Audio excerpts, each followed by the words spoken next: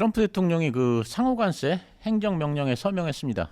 트럼프 대통령은 그 백악관 로즈 가든에서 행한 연설에서 상호관세 부과에 대해 전격적으로 발표했습니다.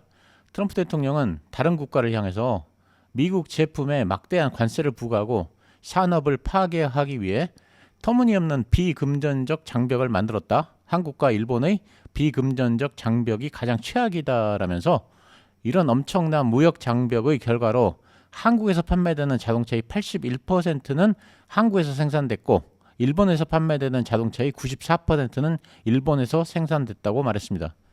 그러면서 미국 납세자들은 50년 이상 갈취당했지만 더는 그런 일은 없을 것이라고 말했습니다. 그는 그 일자리와 공장이 다시 살아날 것이다. 상호 관세가 미국의 황금기를 열어줄 것이다 라면서 골든 에이지, 즉 황금기를 유독 강조했습니다. 트럼프 대통령이 그 처음에 상호 관세가 10%라고 했을 때 시장에서는 관세가 생각보다 낮다고 생각했지만 그 후에 러트닉 상무장관이 각 나라별 관세율이 명시된 커다란 그 표를 가져왔을 때 사람들은 10%가 아니라는 걸 깨달았고 커다란 표에 쓰인 숫자를 보고서는 경악했습니다. 지금 보시는 화면이 국가별 관세율입니다. 왼편의 그 하늘색 숫자에 뭐라고 쓰였냐면 tariffs charged to the United States 이렇게 쓰고 밑에다가 including currency manipulation and trade barriers라고 했습니다. 그러니까 왼편의 그 하늘색 숫자는 환율 조작과 무역 장벽을 포함했을 때 상대국이 미국에 청구한 관세율이라는 것입니다. 오른쪽의 그 노란색은 그 USA discounted reciprocal tariffs, 그러니까 미국이 깎아준 상호 관세율입니다. 예를 들면 중국이 미국에 청구하는 실질적인 관세는 67%인데 미국은 깎아줘서 34%만 청구한다는 거고 우리나라는 50%인데 25%만 청구한다는 것입니다. 다시 말하면 그 우리나라는 부가세나 비관세 장벽을 포함해서 실질적으로 미국에 50%의 관세를 부과하고 있는데 미국은 우리나라에 25%의 관세만 부과하겠다는 것입니다. 우리나라가 미국에 50%의 관세를 부과한다는 근거가 뭔지 계산 근거가 궁금한데 아마도 부가세에다가 30개월 미만의 쇠고기만 수입하는 거, 캘리포니아산 쌀 수입을 하지 않는 것, 구글에게 지도를 제공하지 않는 것 등이 모두 다 감안되었을 것입니다.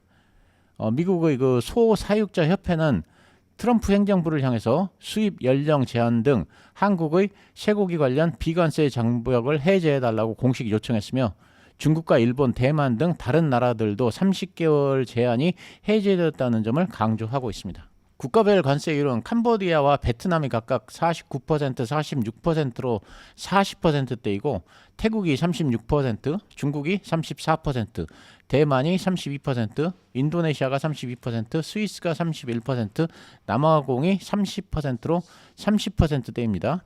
그리고 인도가 26%, 우리나라가 25%, 일본과 말레이시아가 24%로 아시아에 있는 그 밸류 체인 국가들이 20%대이고 EU도 20%입니다. 그리고 영국과 브라질이 10%로 가장 낮습니다. 그런데 여기서 눈여겨봐야 할 국가는 그 베트남과 캄보디아 등입니다. 이 나라들이 관세율이 왜 이렇게 높냐 하면 미국이 중국을 겨냥했기 때문입니다.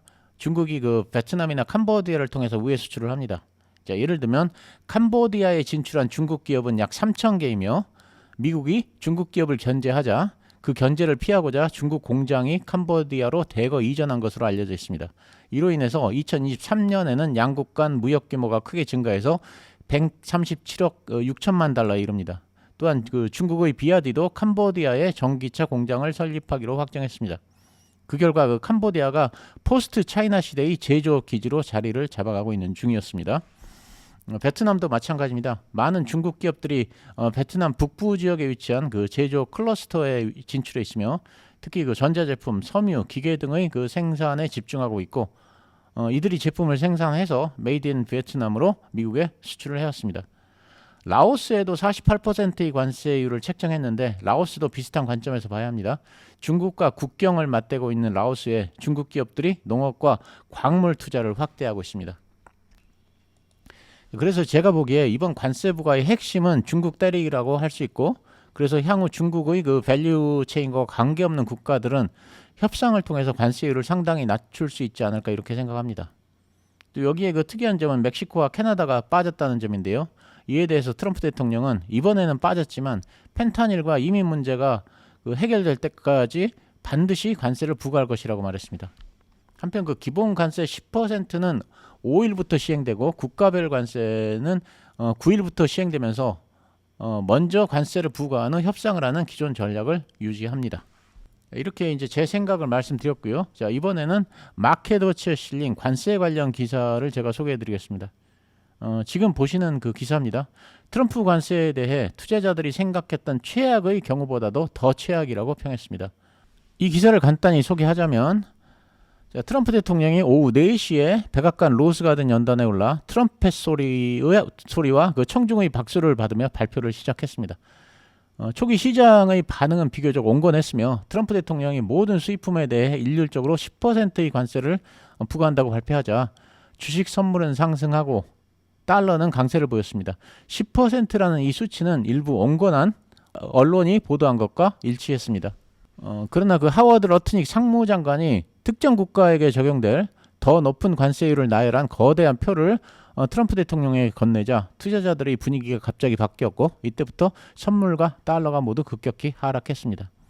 인터랙티브 브로커스의 그 스티브 소스닉은 마켓워치와의 인터뷰에서 상호 관세에 대해 처음 언급했을 때 선물은 약 30, 40포인트 상승했다.